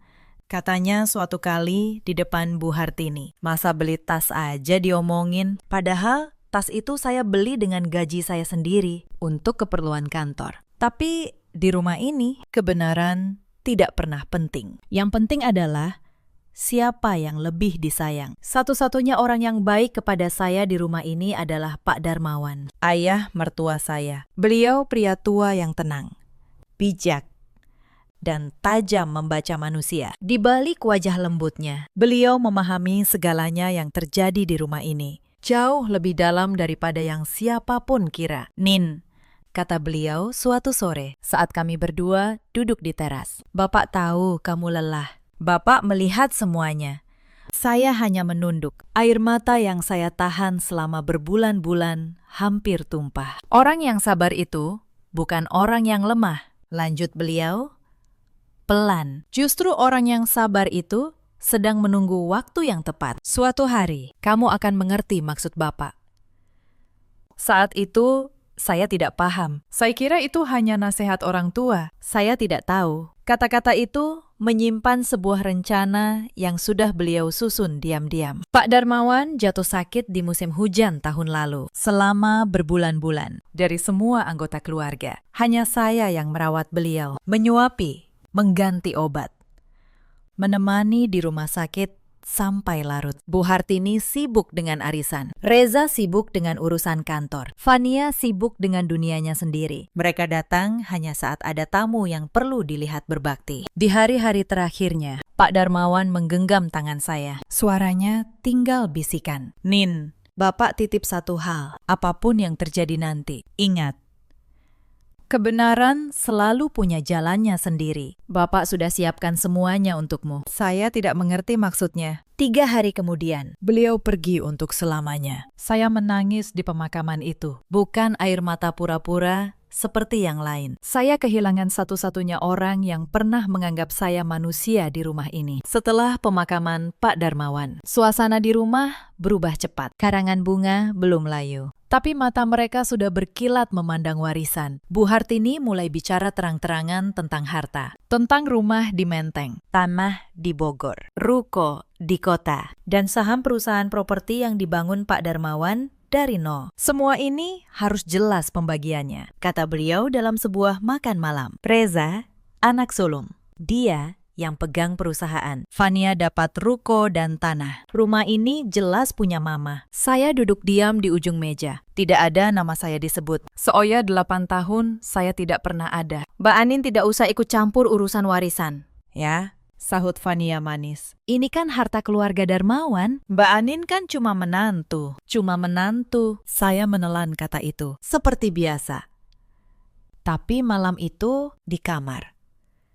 Saya membuka laci tua di meja rias saya. Di dalamnya ada map coklat yang dititipkan Pak Darmawan kepada saya 2 minggu sebelum beliau wafat. Beliau memberikannya dalam diam sambil berkata, "Simpan ini, jangan dibuka sampai waktunya tiba. Kamu akan tahu kapan." Selama ini saya tidak berani membukanya. Tapi malam itu hati saya berkata, mungkin inilah waktunya. Saya membuka map itu dengan tangan gemetar. Dan apa yang saya baca membuat napas saya tertahan. Di dalamnya ada surat wasiat resmi, ditandatangani Pak Darmawan, dibubuhi materai. Disahkan oleh seorang notaris senior yang saya kenal namanya di kalangan profesi. Isinya jelas, Pak Darmawan dalam keadaan sehat akal dan pikiran, mewariskan seluruh harta utamanya, rumah di Menteng, tanah di Bogor, dan mayoritas saham perusahaan. Bukan kepada Reza, bukan kepada Bu Hartini, bukan kepada Fania,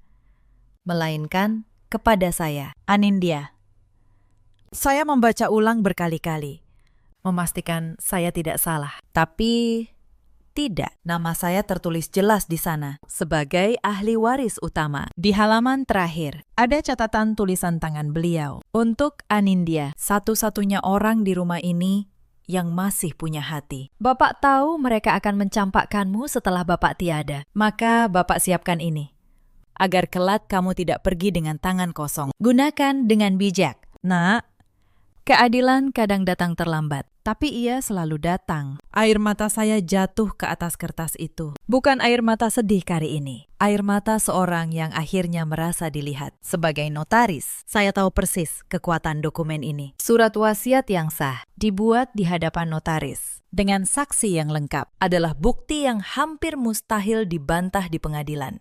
Tapi saya juga tahu, saya tidak boleh gegabah. Saya tidak boleh mengeluarkan kartu ini terlalu cepat. Esok paginya, diam-diam saya menemui notaris senior yang menyusun surat itu. Beliau membenarkan semuanya. Dokumen itu asli, sah, dan sudah didaftarkan secara resmi di lembaga yang berwenang sejak setahun lalu. Pak Darmawan datang sendiri ke kantor saya, kata beliau. Beliau bilang, ini untuk melindungi seseorang yang akan dikhianati. Saya tidak bertanya lebih. Sekarang saya mengerti maksud beliau. Saya menyusun langkah dengan tenang. Saya mengurus sertifikat, mengecek status saham, memverifikasi setiap aset. Sebagai notaris, saya tahu jalur hukumnya. Semua harus rapi, hitam di atas putih sebelum saya bertindak. Saya menghabiskan malam demi malam mempelajari struktur kepemilikan perusahaan Pak Darmawan. Setiap lembar saham, setiap sertifikat tanah, setiap rekening. Saya menelusurinya satu persatu, memastikan tidak ada satu celah pun yang bisa dimanfaatkan lawan untuk menggugat di kemudian hari. Saya juga menemui Pak Sutopo, seorang pengacara senior yang reputasinya tak diragukan dalam sengketa waris. Saya menceritakan semuanya dan menyerahkan seluruh dokumen. Pak Sutopo membaca berkas itu dengan saksama, lalu mengangguk pelan. Bu Anindya, katanya, dokumen ini sangat kuat. Pak Darmawan menyusunnya dengan kehati-hatian, seorang yang tahu persis apa yang ia lakukan. Hampir mustahil dibantah. Tapi kita harus bergerak dengan sabar dan terukur. Jangan beri mereka kesempatan menuduh kita tergesa-gesa. Saya setuju. Saya tidak ingin menang dengan cara yang bisa dipertanyakan. Saya ingin menang dengan cara yang bersih, sah, dan tak terbantahkan. Seperti yang Pak Darmawan ajarkan, kebenaran selalu punya jalannya sendiri. Sementara saya bekerja dalam diam, saya tetap menjalani peran saya di rumah seperti biasa, menyajikan teh, melayani tamu, menahan setiap hinaan.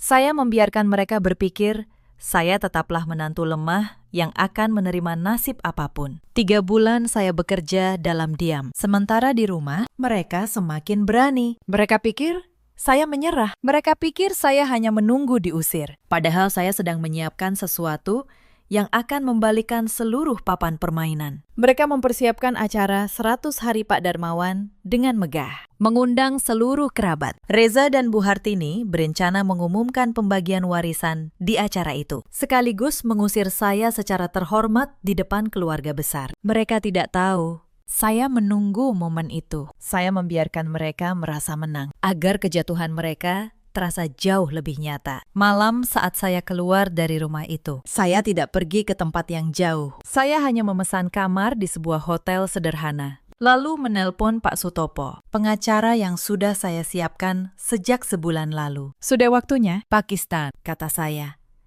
Mulai besok pagi, di seberang telepon, suara Pak Sutopo tenang. Semua dokumen sudah siap.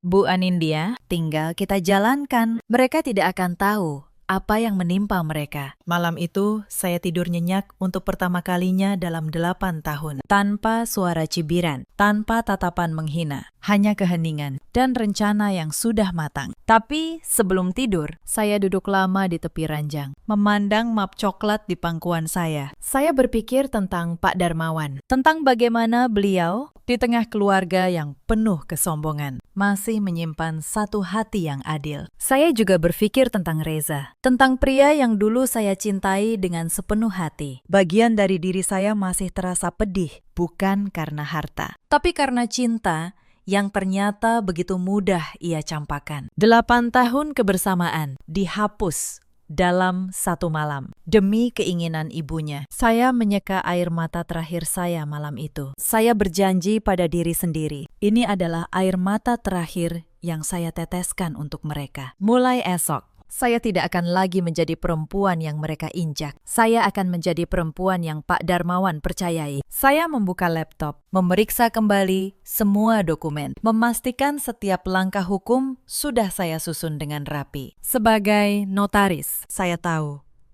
dalam pertarungan ini, yang menang bukanlah yang paling keras berteriak, melainkan yang paling siap dengan bukti. Pagi pertama datang.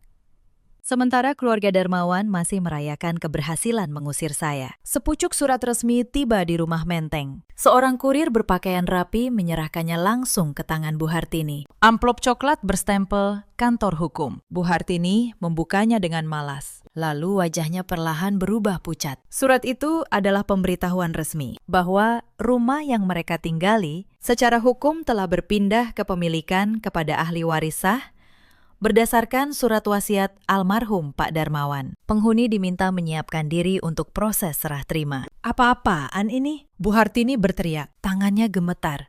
Pasti ini ulah perempuan itu. Reza, kemari. Reza datang tergesa. Membaca surat itu, mengernyit. Ini pasti palsu. Ma.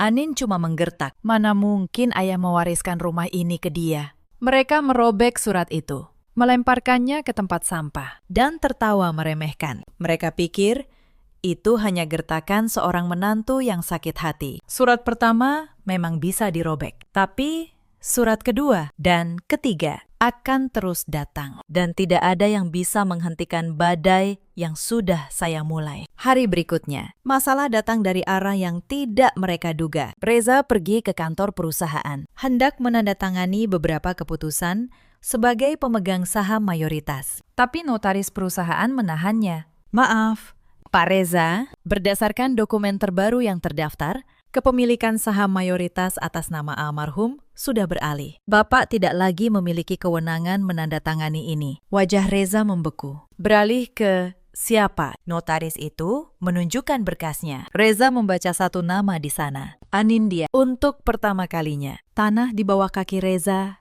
terasa bergeser. Saham perusahaan yang ia kira miliknya ternyata bukan miliknya sama sekali. Ia menelpon saya. Suaranya antara marah dan panik. Anin, apa yang kamu lakukan? Ini harta keluarga saya. Saya menjawab dengan tenang. Bukan. Mas, ini harta ayah. Dan ayah memutuskan sendiri kepada siapa ia mewariskannya. Saya hanya menjalankan kehendak beliau. Lalu, saya tutup telepon. Untuk pertama kalinya, dalam 8 tahun, saya yang mengakhiri percakapan. Masalah ketiga datang lebih cepat dari dugaan mereka. Ketika Reza mencoba mencairkan dana dari rekening perusahaan untuk menutup beberapa tagihan, transaksinya ditolak. Rekening perusahaan dibekukan sementara, menunggu kejelasan status kepemilikan yang sedang dalam proses hukum. Itu prosedur standar saat ada sengketa waris atas aset perusahaan. Sebagai notaris, saya tahu persis bagaimana memicu langkah ini secara sah. Reza menelpon stafnya. Budi, suaranya bergetar. Budi, kenapa semua transaksi gagal? Saya juga tidak mengerti. Pakistan, jawab Budi gugup. Sistem menolak. Katanya ada status sengketa atas aset. Tagihan ke pemasok belum bisa dibayar. Mereka mulai menelpon terus. Reza menutup telepon. Tubuhnya melemah. Tagihan menumpuk. Dan ia tidak bisa menyentuh 1 rupiah pun dari perusahaan yang ia kira miliknya. Sementara itu, di rumah, Bu Hartini mulai panik dengan caranya sendiri. Ia pergi ke butik langganan, hendak membeli sesuatu untuk menenangkan diri. Tapi kartunya ditolak di kasir. Maaf, Bu, kartunya tidak bisa digunakan. Kata kasir itu pelan. Wajah Bu Hartini merah padam. Tidak mungkin, kalian tahu siapa saya. Semua mata di butik menatapnya. Wanita yang biasa berjalan seperti ratu itu, kini berdiri dipermalukan di depan umum. Kartu yang ditolak itu terhubung ke rekening yang ikut terimbas pembekuan. Beliau pulang dengan tangan kosong dan amarah yang membara. Mereka mempermalukan saya. Pasti ini ulah perempuan itu. Masalah keempat menimpa Fania. Suatu siang, ruko yang dijanjikan menjadi miliknya, yang sudah ia pakai, membuka usaha butik kecil. Didatangi petugas dengan surat resmi. Ruko itu tercatat sebagai bagian dari aset waris yang sah berpindah kepemilikan. Fania diminta menghentikan operasional sampai status hukum jelas. Ini ruko saya, Fania menjerit. Ayah menjanjikannya untuk saya. Maaf, Bu, kata petugas itu. Tidak ada dokumen resmi yang mendukung klaim itu. Yang ada hanya surat wasiat yang sah dan nama Anda tidak tercantum sebagai penerima ruko ini. Janji lisan ternyata tidak ada artinya di hadapan dokumen hitam di atas putih. Fania pulang dengan wajah kusut. Untuk pertama kalinya merasakan tanah di bawah kakinya tidak sekokoh yang ia kira. Satu persatu, tiang-tiang kemewahan keluarga Darmawan mulai goyah. Dan mereka belum melihat puncaknya. Dalam keputusasaan, Reza mencoba langkah nekat. Ia pergi ke kantor pertanahan, hendak mengurus balik nama sertifikat rumah menteng atas namanya sendiri. Dengan berbekal surat keterangan ahli waris yang ia buat sepihak. Tapi sebagai notaris, saya sudah mengantisipasi langkah ini sejak awal. Saya sudah mendaftarkan blokir atas semua aset utama, mencatatkan status sengketa di setiap lembaga terkait. Begitu Reza menyerahkan berkasnya, petugas menolak. Maaf, Pakistan. Objek ini sudah terdaftar dalam proses peralihan berdasarkan surat wasiat yang sah. Surat keterangan yang Bapak bawa tidak memiliki dasar hukum, kata petugas itu. Reza pulang dengan tangan kosong lagi. Setiap pintu yang ia coba buka, ternyata sudah saya kunci jauh sebelumnya, secara sah dan rapi. Untuk pertama kalinya, ia menyadari ia sedang berhadapan bukan dengan menantu yang lemah, melainkan dengan seorang profesional hukum yang ia remehkan selama 8 tahun. Sementara itu, Bu Hartini mencoba senjata terakhirnya, reputasi. Ia menelpon satu persatu kerabat, menyebarkan cerita bahwa saya perempuan licik yang menipu orang tua sekarat. Ia berharap seluruh keluarga besar berbalik membenci saya. Tapi rencana itu justru berbalik menyerangnya. Sebab beberapa kerabat yang ia telpon adalah orang-orang yang menyaksikan langsung malam pengusiran itu. Mereka ingat bagaimana saya diusir tanpa belas kasihan, ditertawakan, dipermalukan di depan umum. Dan mereka ingat siapa yang merawat Pak Darmawan di hari-hari terakhirnya? Bu Hartini, kata salah seorang paman dengan dingin di telepon. Saya melihat sendiri malam itu. Anindya pergi tanpa membawa apapun. Dan kalian semua tertawa. Sekarang ibu minta kami membela ibu. Maaf, saya tidak bisa. Satu persatu, kerabat yang dulu diam, kini berpaling. Reputasi yang Bu Hartini bangun di atas kesombongan runtuh oleh perbuatannya sendiri. Lalu datang pukulan yang paling tidak mereka duga. Ternyata, selama tahun-tahun terakhir hidupnya, Pak Darmawan diam-diam menanggung sejumlah utang pribadi untuk menutupi gaya hidup mewah keluarganya. Utang itu kini mulai ditagih oleh para pemberi pinjaman. Karena Bu Hartini dan Reza mengira mereka mewarisi seluruh harta. Mereka juga otomatis menanggung kewajiban yang melekat. Para penagih mulai berdatangan ke rumah kontrakan mereka, membawa surat dan tuntutan. Ini tidak adil, jerit Bu Hartini suatu hari. Kenapa hartanya pergi ke perempuan itu? Tapi utangnya jatuh ke kami. Tapi hukum tidak mengenal kata kasihan.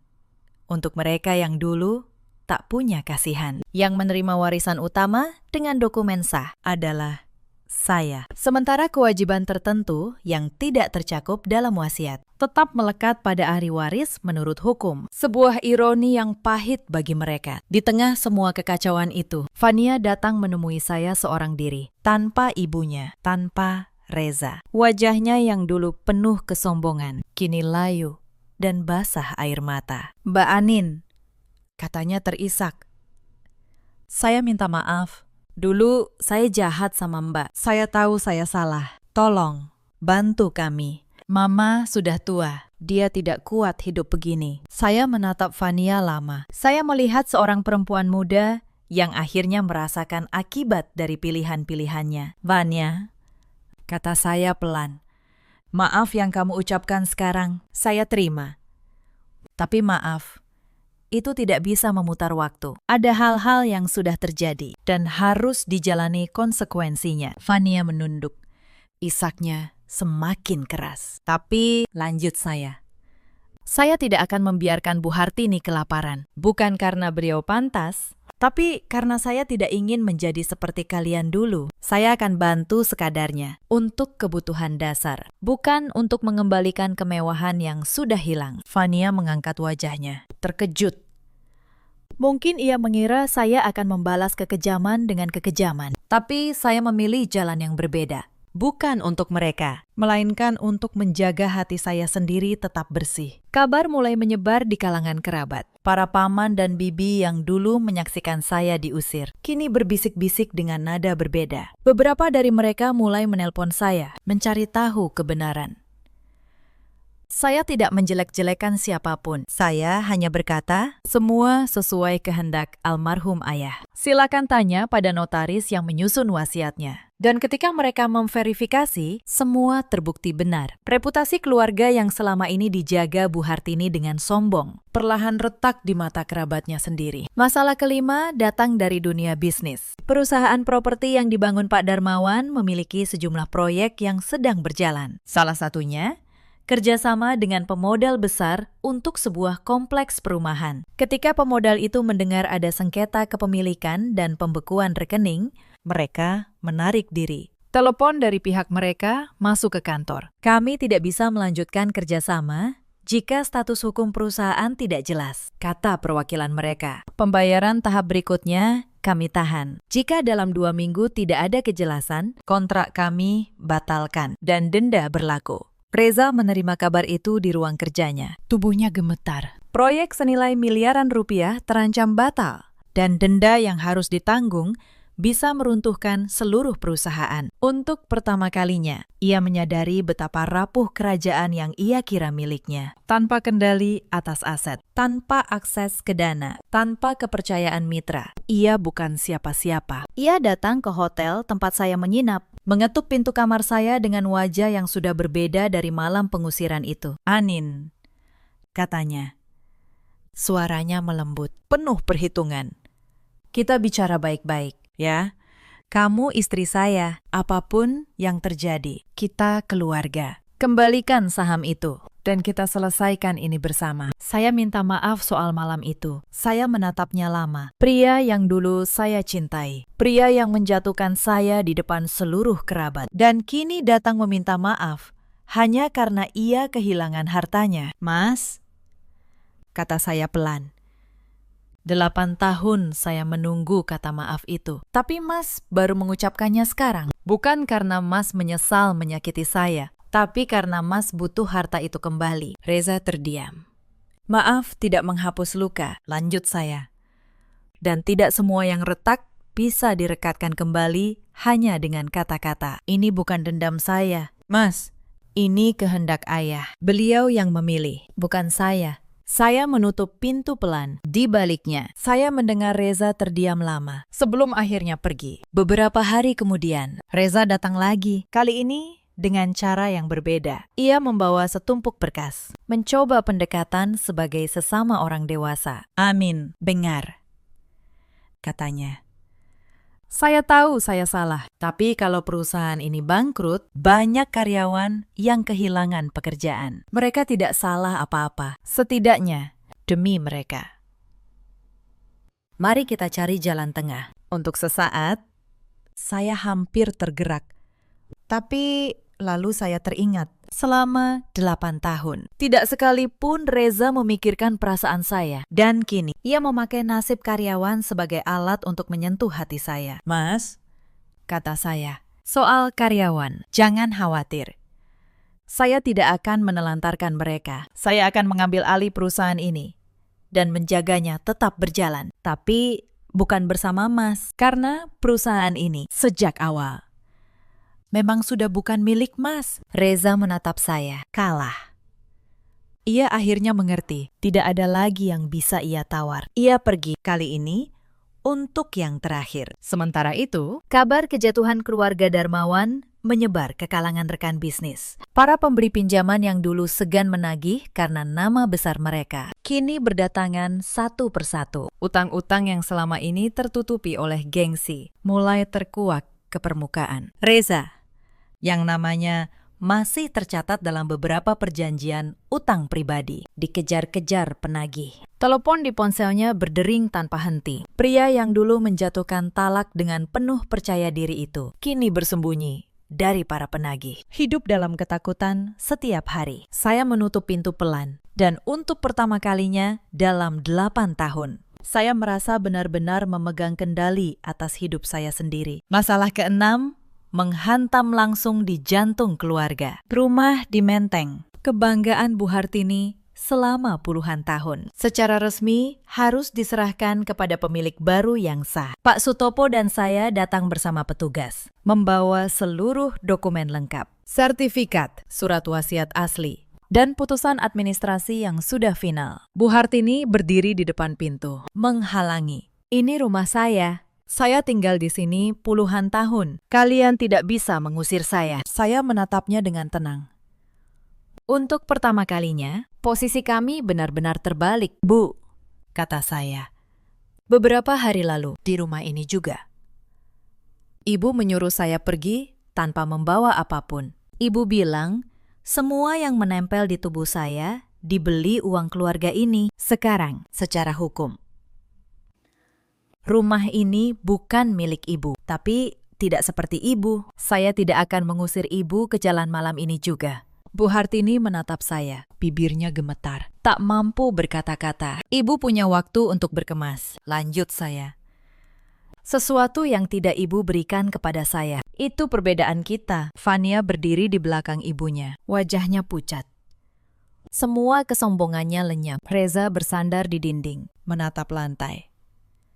Tak berani memandang saya. Saya menyerahkan surat resmi terakhir. Surat ketiga, yang tidak bisa lagi mereka robek. Karena di belakangnya ada kekuatan hukum yang utuh. Hari itu, untuk pertama kalinya, rumah besar di Menteng terasa hening, tanpa tawa menghina. Hanya ada suara koper yang diseret, dan isak tangis seorang wanita yang dulu merasa tak tersentuh. Tapi keluarga Darmawan belum menyerah. Bu Hartini, dengan sisa kesombongannya, menyewa pengacara dan mengajukan gugatan. Ia menuduh surat wasiat itu palsu, menuduh saya memanipulasi Pak Darmawan di hari-hari sakitnya. Maka digelarlah pertemuan keluarga besar. Semua kerabat diundang di sebuah ruang pertemuan untuk menyaksikan kebenaran secara terbuka. Hadir pula notaris yang menyusun wasiat dan Pak Sutopo di sisi saya. Bu Hartini bicara lebih dulu. Suaranya lantang, penuh tuduhan. Perempuan ini memanfaatkan suami saya yang sedang sakit. Ia memaksa Bapak menandatangani surat itu. Saya tidak percaya Bapak setega itu pada anak-anaknya sendiri. Beberapa kerabat mulai ragu, terpengaruh oleh air mata buatannya. Lalu tiba giliran saya berdiri. Saya tidak meninggikan suara.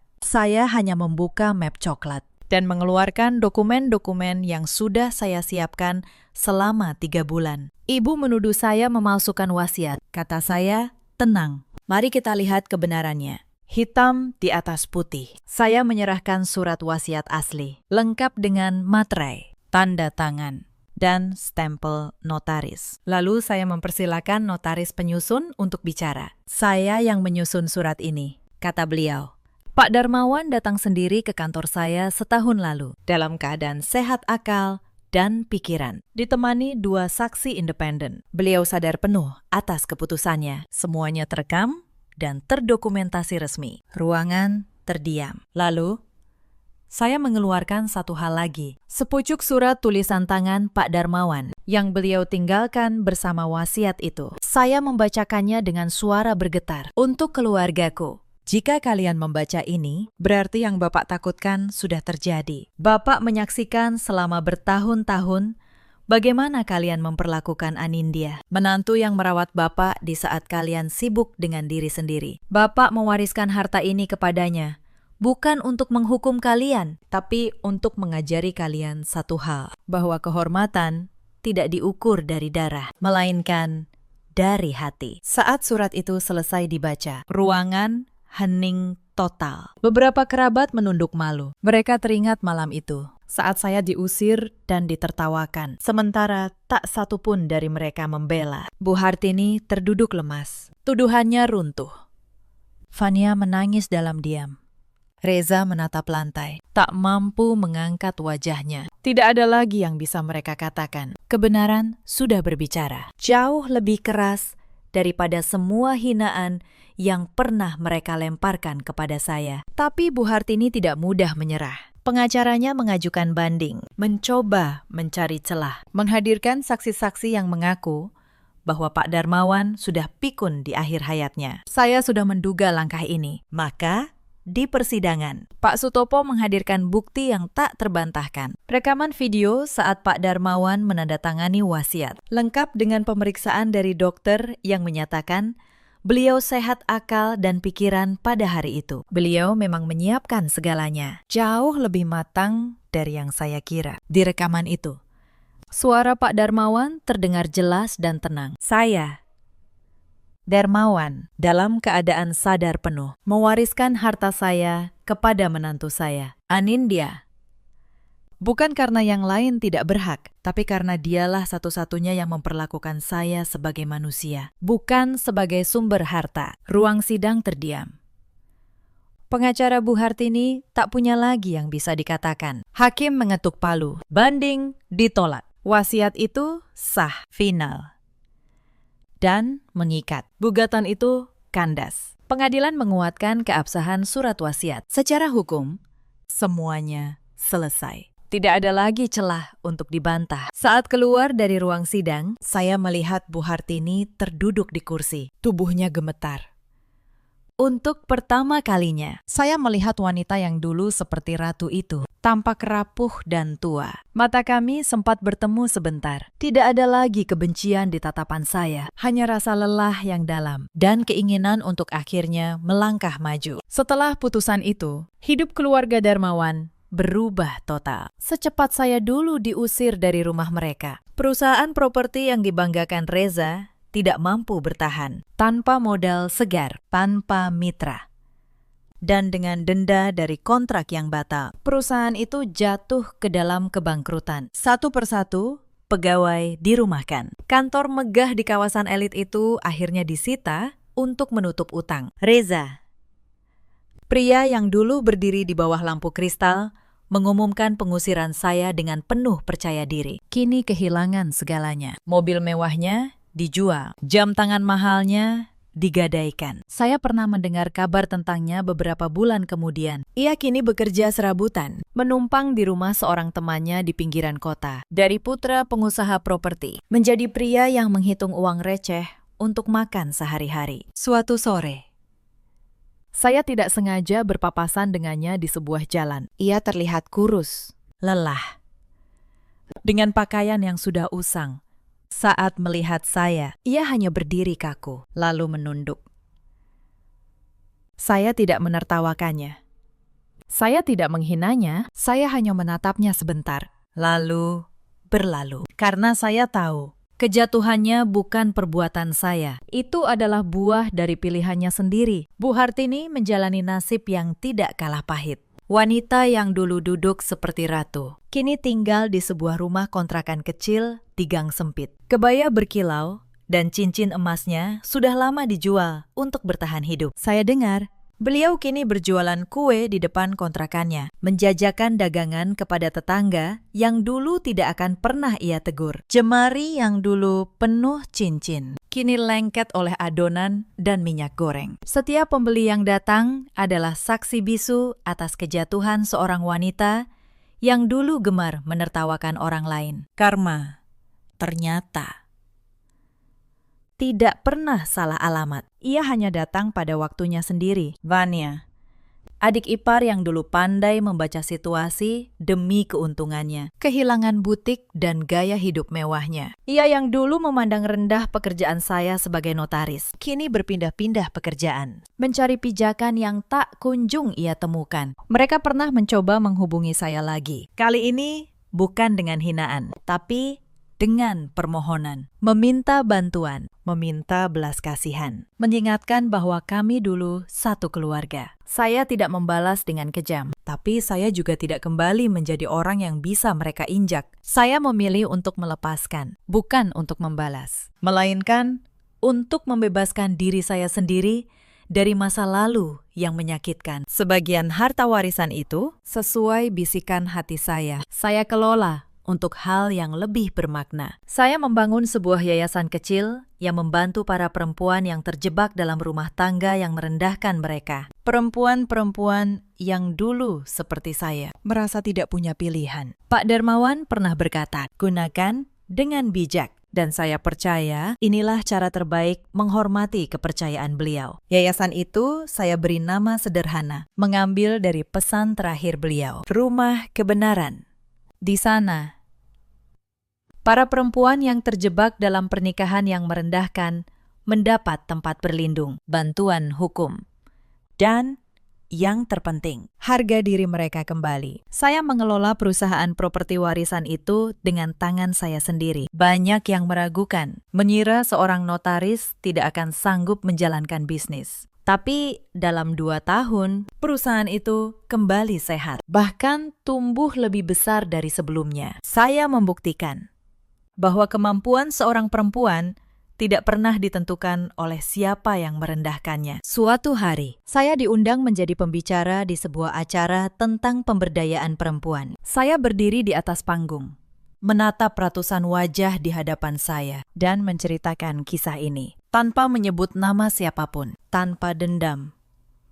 Pernah ada masa, kata saya, saat saya merasa tidak berharga di rumah saya sendiri, saat saya diusir tanpa membawa apapun, ditertawakan oleh orang-orang yang seharusnya menjadi keluarga. Tapi saya belajar satu hal, bahwa nilai kita tidak pernah ada di tangan orang yang merendahkan kita. Nilai kita ada di dalam diri kita sendiri. Tepuk tangan bergema di ruangan itu. Tapi yang membuat saya paling bahagia bukan tepuk tangan itu, melainkan wajah-wajah perempuan di barisan depan yang matanya berkaca-kaca karena mereka merasa akhirnya ada yang memahami mereka. Malam ini, saya berdiri di balik jendela kaca apartemen saya yang tenang, memandang kota yang berkelip di bawah sana, secangkir teh hangat di tangan, dan ketenangan yang dulu tak pernah saya miliki. Tidak ada tawa kemenangan, tidak ada sorak balas dendam, hanya kedamaian yang dalam. Karena saya akhirnya mengerti maksud Pak Darmawan. Beberapa hari sebelum malam ini, saya menyempatkan diri pergi ke makam beliau, sendirian,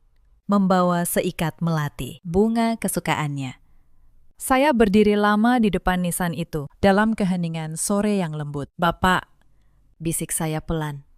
Terima kasih, bukan untuk harta yang Bapak wariskan, tapi untuk satu hal yang lebih berharga, untuk pernah percaya kepada saya, di saat tidak ada satupun yang melakukannya. Bapak benar. Kebenaran selalu punya jalannya sendiri. Angin sore berembus lembut, seakan menjawab. Saya tersenyum, lalu pulang dengan hati yang ringan. Kemenangan sejati adalah saat saya bebas. Bebas dari belenggu rasa rendah diri. Bebas dari keluarga yang hanya menghargai harta dan gengsi. Bebas untuk menjadi diri saya sendiri, utuh dan dihormati. Cerita ini mengajarkan kita banyak hal. Bahwa kesabaran bukanlah kelemahan, melainkan kekuatan yang sedang menunggu waktunya, dan bahwa kebaikan yang tulus, meski sering tak terlihat, pada akhirnya selalu menemukan jalannya untuk dihargai. Jangan pernah merendahkan seseorang hanya karena ia diam dan mengalah, sebab diamnya orang yang sabar bisa jadi adalah badai yang sedang menahan diri. Dan jangan pernah mengukur nilai seseorang dari hartanya, sebab harta bisa berpindah dalam semalam, tapi hati yang baik akan tetap bersamamu selamanya. Di luar sana, ada banyak perempuan yang mungkin sedang berada di posisi saya dulu, merasa tidak dihargai di rumah sendiri, dipaksa mengalah terus-menerus, kehilangan suara, demi menjaga keutuhan yang sebenarnya sudah retak. Untuk kalian, ketahuilah, harga diri kalian tidak pernah ditentukan oleh orang yang merendahkan kalian. Ada juga banyak suami seperti Reza di luar sana, lelaki yang lupa pada janji untuk melindungi, yang lebih memilih ketenangan semu daripada membela orang yang seharusnya ia jaga. Pada akhirnya, mereka kehilangan bukan hanya harta, tapi juga satu-satunya orang yang pernah benar-benar tulus mencintai mereka. Dan ada pula para ibu mertua seperti Bu Hartini yang menghabiskan hidupnya menghitung siapa yang lebih pantas. Lupa bahwa rumah tidak dibangun dari kesombongan, melainkan dari kasih sayang. Tidak semua luka bisa sembuh dengan kata maaf, tapi setiap orang punya pilihan untuk membalas dengan kebencian atau melepaskan demi kedamaian sendiri. Saya memilih yang kedua, bukan karena saya lebih kuat, tapi karena saya tidak ingin masa lalu terus memenjarakan saya dalam hidup. Kita semua punya pilihan tentang bagaimana memperlakukan orang lain. Maka perlakukanlah setiap orang dengan hormat, sebab roda kehidupan selalu berputar dan kita tidak pernah tahu Kapan kita akan berada di posisi yang berbeda? Bagaimana menurut Anda kisah ini? Ceritakan pendapat dan pengalaman kalian di kolom komentar. Jika kisah ini menyentuh hati Anda, jangan lupa untuk membagikannya kepada orang-orang terdekat. Terima kasih sudah menemani sampai akhir, dan sampai jumpa di kisah berikutnya.